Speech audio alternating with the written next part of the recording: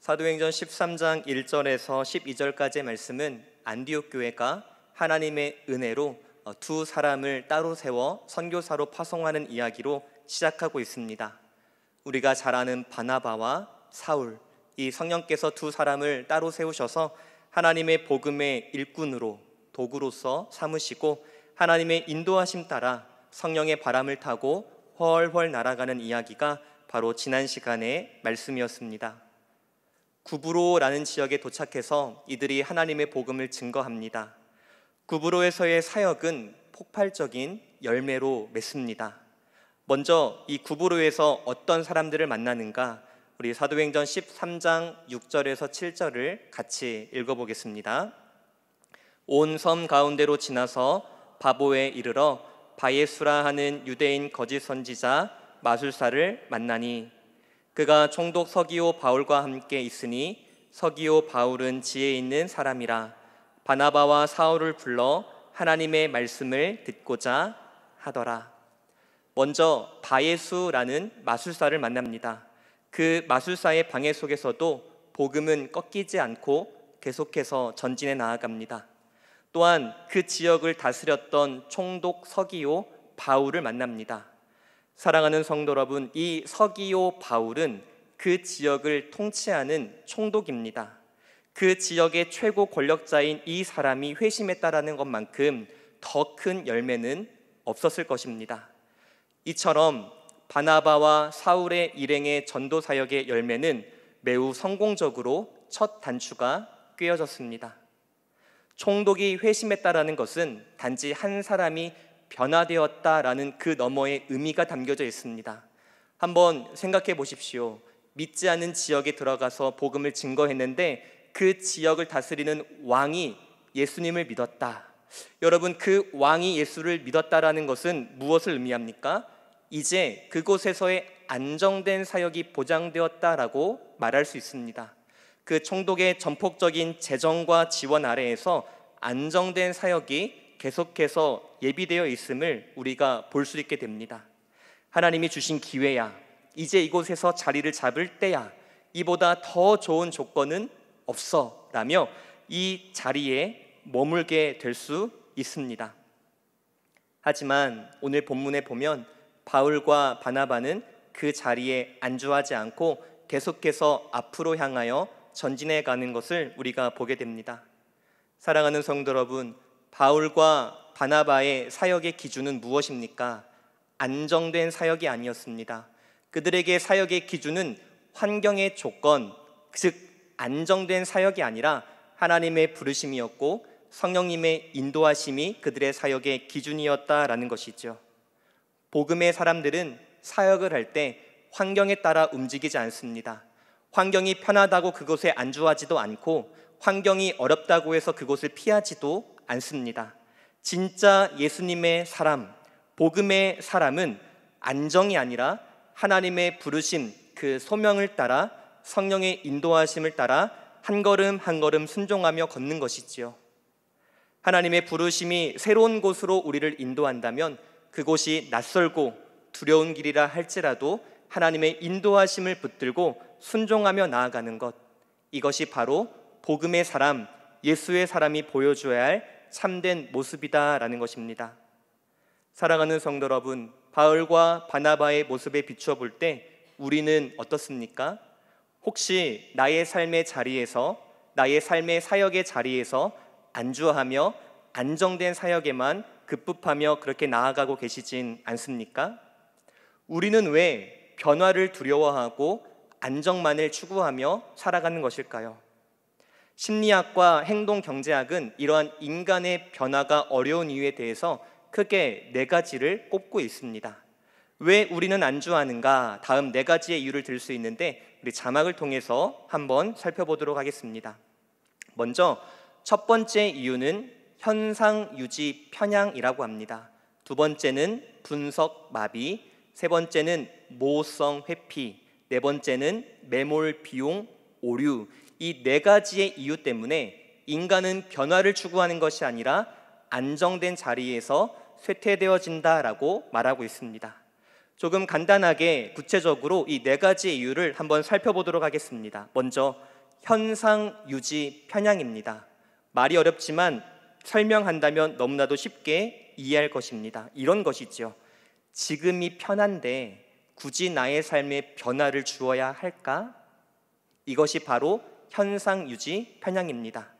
기존의 상태를 유지하려는 경향이 너무 크기 때문에 변화를 가져가면 더 큰 유익이 있을 걸 알면서도 변화하지 않는다라는 것이죠.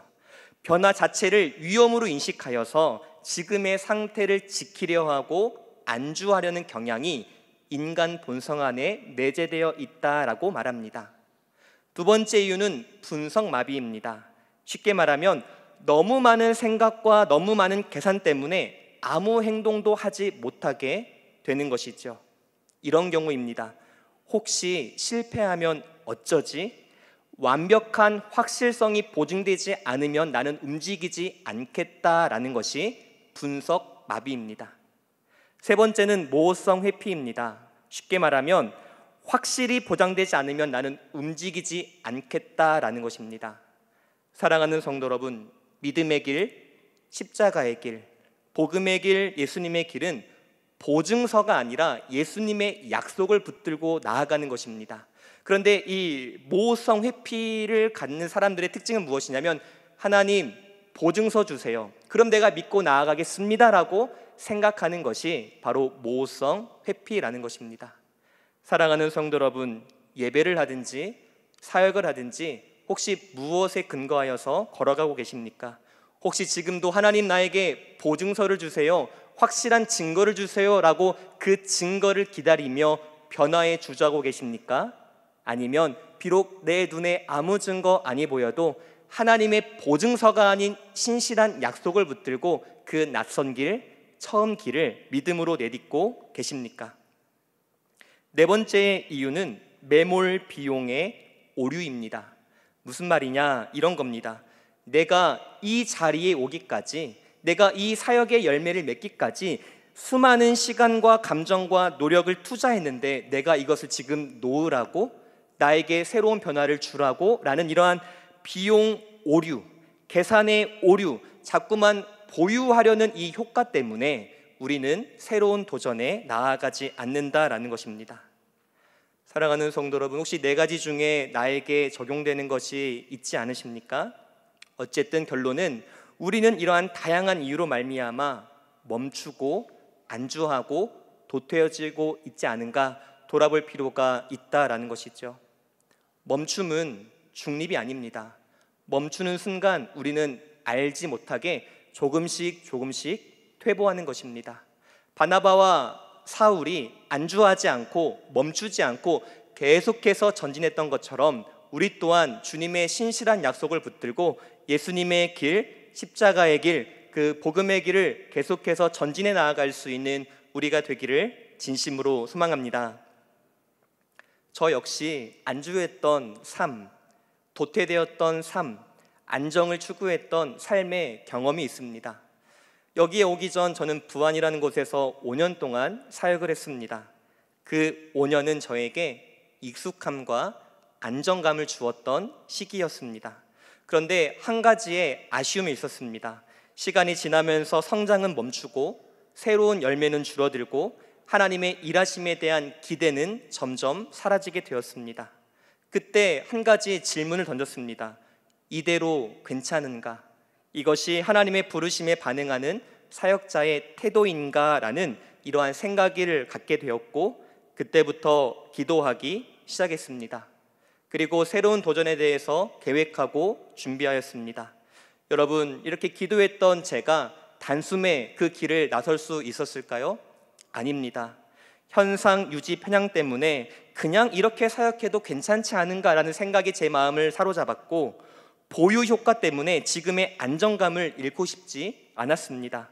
분석 마비 때문에 혹시 내가 한 번도 경험해보지 못한 그 길을 실패하고 더 퇴보하면 어떨까라는 이러한 문제 때문에 새로운 도전에 머뭇거리기도 했습니다. 사랑하는 성도 여러분, 어느덧 그 새로운 길을 걸어온 지 만 3년이 되어가는 이 시점에 저의 삶을 돌아보면 확실한 한 가지를 깨닫게 되었습니다. 현상 유지의 편향이 있든지 보유 효과가 있든지 분석 마비가 있든지 그 무엇보다 하나님의 은혜와 인도하심이 더 크다라는 것입니다. 사랑하는 성도 여러분, 혹시 예배가 멈추어 계십니까? 사역이 머물러 계십니까? 나의 신앙이 이전보다 더 이전으로 돌아가고 계십니까? 현상유지, 보유효과, 분석마비, 이것에 집중하지 마시고 우리가 집중하고 바라보아야 할 것은 나를 부르신 하나님의 뜻, 그리고 그 하나님의 인도하심과 신실하심 붙들고 나아갈 때에 우리는 더 큰 열매와 더 큰 하나님의 은혜의 역사를 바라볼 줄 믿습니다. 자리에서 일어나십시오. 안정된 자리에서 떠나십시오. 그리고 새로운 자리를 찾아서 나아갈 수 있는 우리가 되기를 다시 한번 소망합니다. 제가 이렇게 말하니까 혹시 이런 생각하십니까? 그러면 내일부터 교회를 옮겨야겠다. 그러면 내가 지금까지 20년 동안 30년 동안 맡았던 부서를 옮겨야겠다. 여러분, 제가 말하는 안정된 자리를 떠나라는 것은 장소를 옮기라는 말씀이 아닙니다. 장소를 옮기라는 말이 아니라 태도를 옮기라라는 말입니다. 무슨 말일까요? 우리는 평소에 이러한 생각을 갖습니다. 그냥 이렇게 해도 괜찮지 않은가라는 현상 유지의 편향이 아니라 이렇게 생각을 바꿔보는 것이죠. 하나님이 더 기뻐하시는 일이 무엇일까? 하나님이 나에게 원하시는 그 뜻이 무엇일까라고 하면서 우리의 마음과 태도에게 적극적으로 질문을 던져보는 자세를 말하는 것입니다. 안정이 최고지라는 생각에서 순종이 최고다라는 믿음의 패러다임의 전환을 갖는 것이죠. 내가 편한 길을 걷는 것이 아니라 내가 조금은 불편하고 고난길이다 할지라도 하나님이 기뻐하시는 길이라면 내가 그 길을 걸어가 보겠노라 라는 이 생각과 마음과 태도의 전환, 이것이 바로 안정된 자리를 떠나는 것이다 라고 말할 수 있습니다. 사랑하는 성도 여러분, 오늘부터 우리의 마음과 생각을 바꾸시기를 소망합니다. 그냥 이 정도면 괜찮지 라고 하면서 그렇게 안정에 가랑비 옷 떴듯이 안주하는 것이 아니라 주님, 나에게 원하시는 것이 무엇입니까? 다시 한번 나에게 그 불붙듯한 마음을 주셔서 하나님이 기뻐하시는 삶을 살아갈 수 있는 내가 되게 해달라고, 그렇게 뜨거운 마음과 복음을 향한 열정과 예수의 심장을 가지고 새롭게 나아갈 수 있는 우리 모두가 되기를 진심으로 소망합니다. 이렇게 바나바와 바울이 새로운 자리를 찾아서 성령의 인도하심을 따라 하나님의 언약을 붙들고 한 걸음 한 걸음 나아갑니다. 오늘 본문에 보면 그들의 전도의 여행이 어떻게 이루어졌는지 지역이 크게 세 가지가 나옵니다. 우리 오늘 본문 13절과 14절을 다시 한번 보겠습니다. 13절에 보니까 바보라는 섬이 등장하고 그리고 버가라는 지역이 등장합니다. 그리고 14절에 보니까 비시디아 안디옥이라는 지역이 등장합니다. 그냥 이렇게 얼핏 보면은 그런가 보다 하겠지만 이 지역이 어디에 위치해 있고 이 지역에서 이 지역까지 옮기는데 어떤 여행의 길인지를 안다면 누가가 우리에게 말하고자 하는 것이 무엇인지 깨달을 수 있습니다. 먼저 바보에서 버가를 지나 비시디아 안디옥에 이르는 전체 여행의 거리는 무려 약 400km에 달하는 대장정입니다. 여러분, 이 여행이 쉬웠겠습니까? 편안했겠습니까? 오늘처럼 비행기가 있어서 슝 하면 날아가고 자동차 고속도로가 있어서 편안하게 가는 거리였겠습니까? 절대 그렇지 않습니다. 그러면 각각의 여행에서 어떠한 어려움이 있었는지를 먼저 좀 살펴보도록 하겠습니다. 먼저 바보에서 버가라는 지역으로 옮길 때에는 해상을 통해서 이동합니다. 해상으로 직선거리로 약 270에서 300km에 달합니다. 여러분, 바닷길입니다. 바닷길 결코 쉽지 않습니다. 계절과 바람에 따라서 항해는 극도로 매우 어렵습니다. 여름에는 북서풍이 불고 겨울에는 폭풍이 불어서 이 항해는 단순한 이동이 아니라 목숨을 거는 위험천만한 여행입니다. 그뿐만이 아니라 버가에서 비시디아 안디옥에 이르는 여행은 더 어렵습니다. 여러분, 버가라는 지역은 해안 평안지대입니다. 그러니까 그냥 평탄한 지역입니다. 그런데 버가에서 비시디아 안디옥까지 가는 곳에는 타우루스 산맥이라는 그 산맥을 넘어야 합니다. 그런데 이 산맥의 높이가 무려 1000m 이상입니다. 그러니까 생각을 해보십시오. 그 270에서 300km에 달하는 그 여행, 겨우겨우 왔는데 안디옥까지 어떻게 갑니까? 산을 넘어야 합니다. 무려 1000m의 높은 산이죠. 그런데 이 산은 단지 지리적으로 험난할 뿐만 아니라 역사적으로 강도가 출몰하고 산적들의 습격으로 악명이 높았던 곳입니다. 그래서 바울은 이 여행이 얼마나 고되고 힘들었는지 고린도후서 11장 26절에서 이렇게 말합니다. 우리 같이 한번 읽어보겠습니다. 시작. 여러 번 여행하면서 강의 위험과 강도의 위험과 동족의 위험과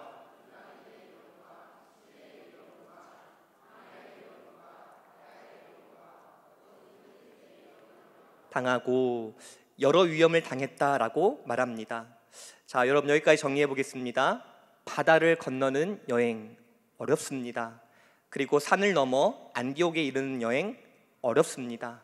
이렇게 물리적으로도 어려운데 심지어 이때 당시에 바울에게는 육체적인 약함도 있었습니다. 갈라디아서 4장 13절 14절 같이 읽겠습니다. 내가 처음에 육체의 약함으로 말미암아 너희에게 복음을 전하는 것을 너희가 아는 바라. 너희를 시험하는 것이 내 육체에 있으되 이것을 너희가 업신 여기지도 아니하며 버리지도 아니하고 오직 나를 하나님의 천사와 같이 또는 그리스도 예수와 같이 영접하였도다. 어떻습니까? 바울은 정확히 어떤 질병인지는 모르겠지만 분명한 큰 질병을 갖고 있었던 것 같습니다. 여러분, 누가는 이들의 여행을 단 2절로 설명하고 있습니다.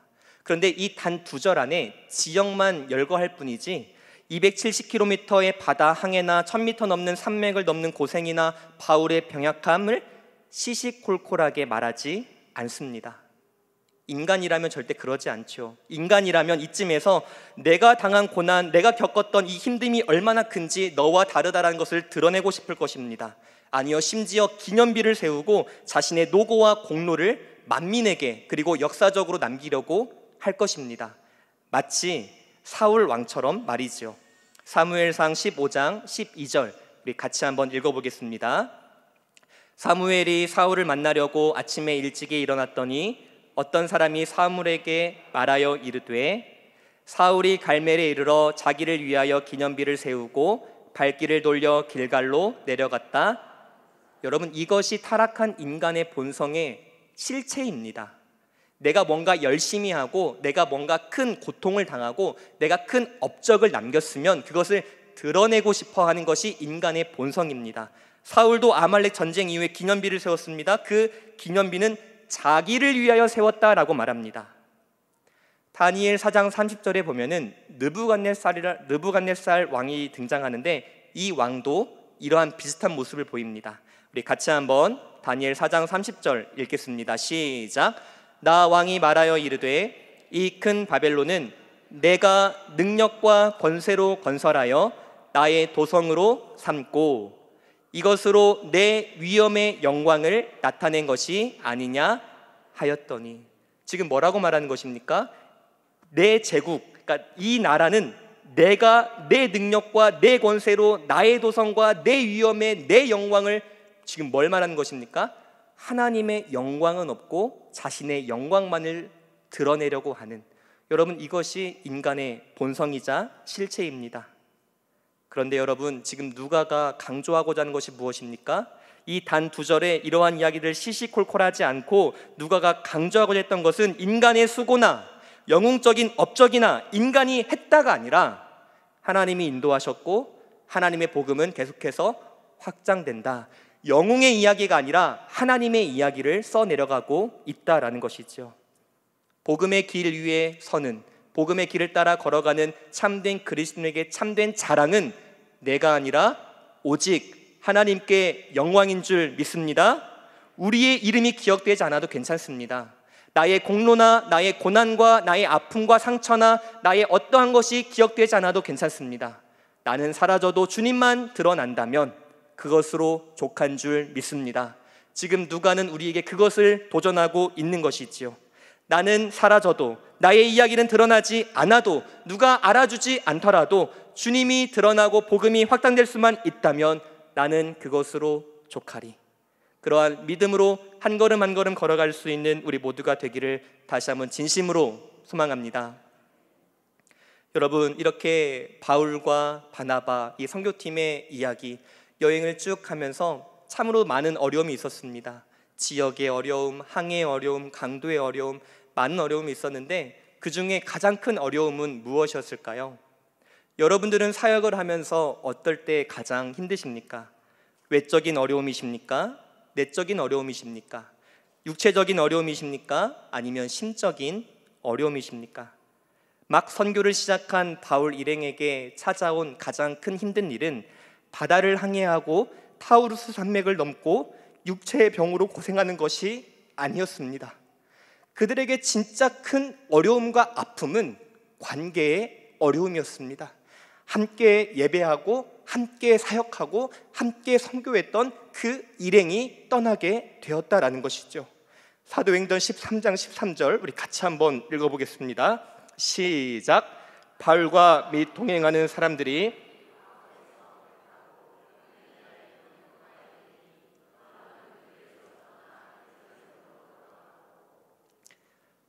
한 사람이 떠나기 시작했습니다. 어떤 이유인지는 알지 못하겠습니다. 그런데 아마도 이렇게 전도여행을 함께 할 수 없을 만큼의 큰 문제였던 것 같습니다. 나중에 2차 전도여행 때 이 마가를 데리고 가냐 마냐의 문제로 바울과 바나바가 싸웠던 이야기를 볼 때에 아마 이 문제는 큰 문제였던 것 같습니다. 이들에게 어려움은 산맥을 넘고 바다를 건너는 것이 아니었습니다. 함께 예배하고 함께 하나님을 섬겼던 그 나의 동역자가 이 자리를 떠나 이 예배 자리에 보이지 않는 것, 그것을 이들은 진짜 가슴 아파했다라는 것이죠. 같이 예배했던 그 사람, 같이 사역했던 그 동역자 어느 날 예배 자리에 보이지 않습니다. 혹시 내가 뭘 잘못했을까? 왜 떠났을까? 자책과 상실감이 밀려오게 됩니다. 그때 느껴지는 공허함은 타우루스 산맥을 넘는 공허함에 비길 수 없습니다. 그 피로감은 바다를 항해하는 것보다 더 큰 고통입니다. 사랑하는 성도 여러분, 그런데 여기서 우리 한 가지만 기억합시다. 여러분, 놀랍게도 이 관계의 문제는 문제로 끝나지 않았습니다. 여러분, 실패보다 관계의 문제보다 더 큰 것은 하나님의 은혜이다라는 것을 여러분들이 꼭 기억할 수 있기를 간절히 소망합니다.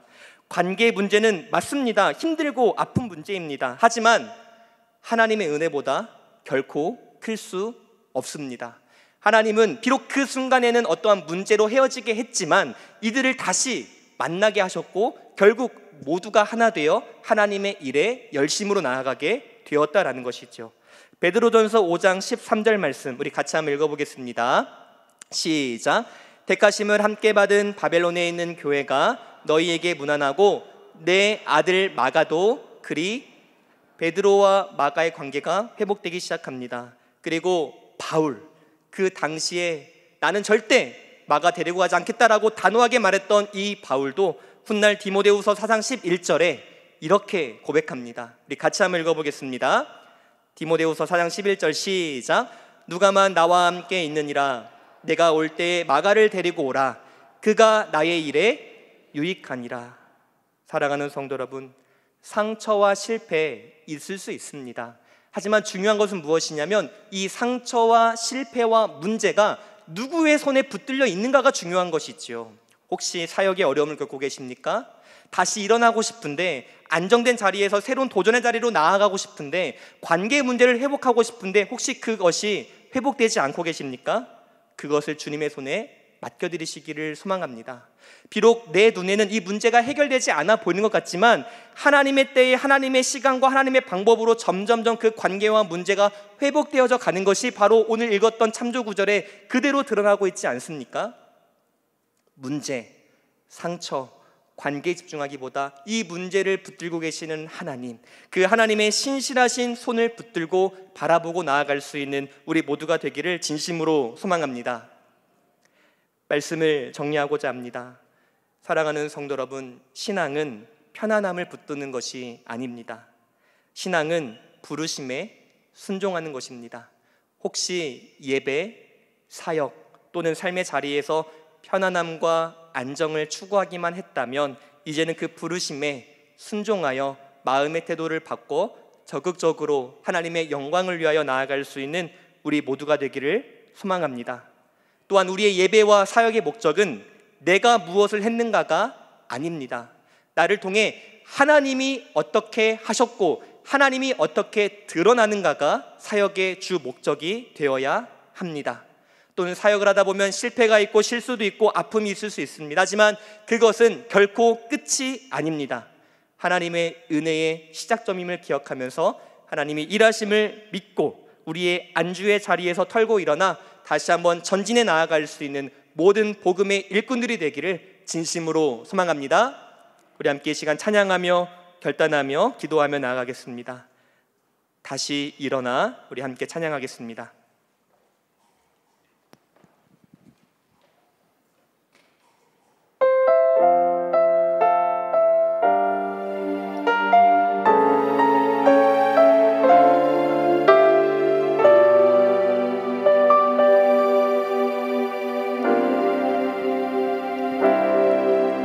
나는 내 마음의 복음이 흥했던 곳에서 다시 아버지를 만나고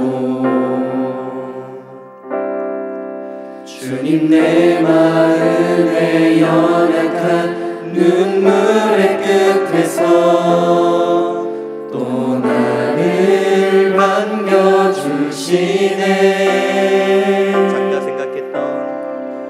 작다 생각했던 그의 부르심 다시 나를 회복해 하시네.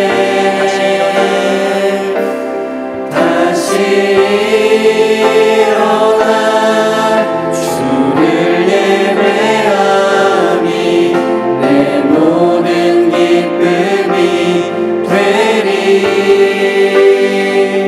그의 기쁨 되어 삶의 모든 순간을 주께 다 내어드리리.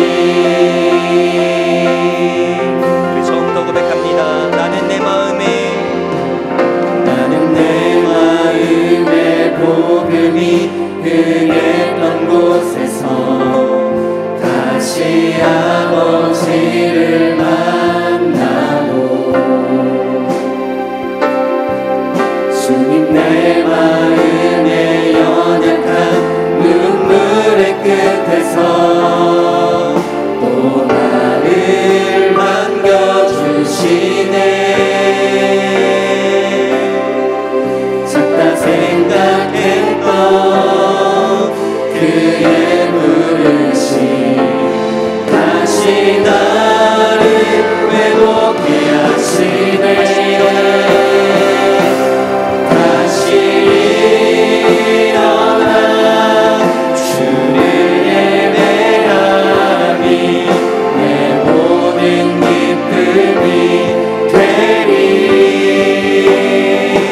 그의 기쁨 되어 삶의 모든 순간을 주께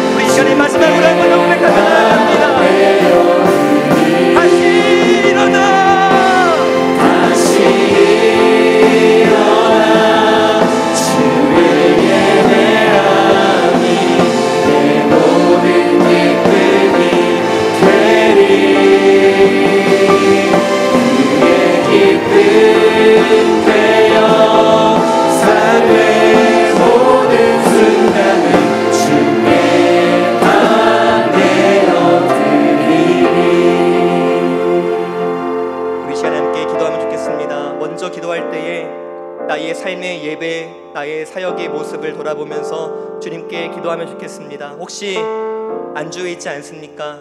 그냥 정지해 있는 상태에 계시지 않습니까? 정지는 중립이 아니라 후퇴입니다. 또한 주님께서 우리에게 원하시는 것은 멈춤이 아니라 전진입니다. 그리고 그 전진은 단지 환경의 변화가 아니라 우리의 마음의 태도의 변화에서부터 시작됩니다. 살아가는 성도들 함께 기도할 때 주님, 우리의 마음을 변화시켜 주시옵소서. 다시 한번 적극적인 마음을 가지고 복음을 들고 나아갈 수 내가 되게 달라고 기도하시고, 더 나아가 우리의 사역 가운데 혹시 실패가 있습니까? 약함이 있습니까? 관계의 문제가 있습니까? 우리 차례 그 모든 문제를 주님께 맡겨드리며 주님께 의지하며 우리 함께 기도하며 나아가겠습니다. 주여,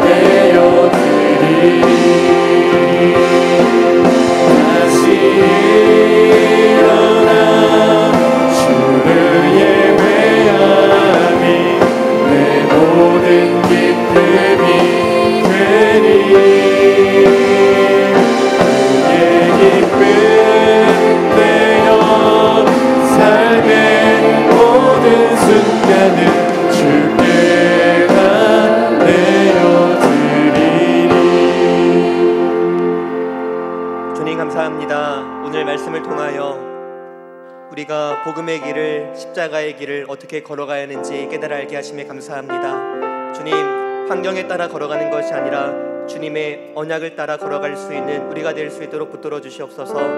우리가 때로는 나의 자리에 안정된 삶을 추구할 수도 있지만 그 안정된 삶에서 도태하지 아니하고 주님이 주시는 믿음과 그 은혜로 말미암아 항상 주님께 영광에 되는 길을 찾아 떠날 수 있는 우리 모두가 될 수 있도록 붙들어 주시옵소서. 주님, 또한 그 복음의 길 위에 걸어갈 때에 나의 의를 드러내는 것이 아니라 나의 업적과 나의 공로를 드러내는 것이 아니라 나를 사랑하사 나를 위하여 자기 아들을 아낌없이 내어주신 하나님만이 영광을 드러내는 그러한 복된 사역을 할 수 있도록 주님 우리를 붙들어 주시옵소서. 주님, 사역을 하다가 실패를 맛보았습니까? 관계의 아픔을 맛보았습니까? 주님, 이 모든 문제를 주님의 손에 맡겨드립니다. 그 모든 상처가 상처로 끝나지 아니하고 실패가 실패로 끝나지 아니하고 하나님의 때에 하나님의 방법으로 반드시 회복시키시며 더 나아가 복음을 위하여 우리를 다시 하나 되게 하실 것을 믿고 믿음으로 그 복음의 길, 십자가의 길을 한 걸음 한 걸음 걸어갈 수 있는 우리 모두가 될 수 있도록 주님 함께하여 주시옵소서.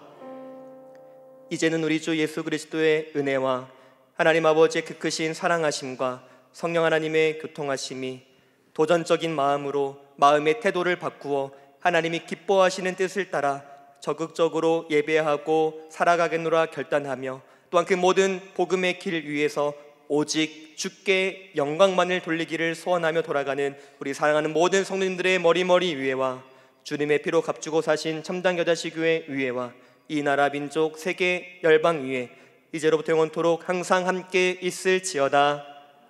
아멘.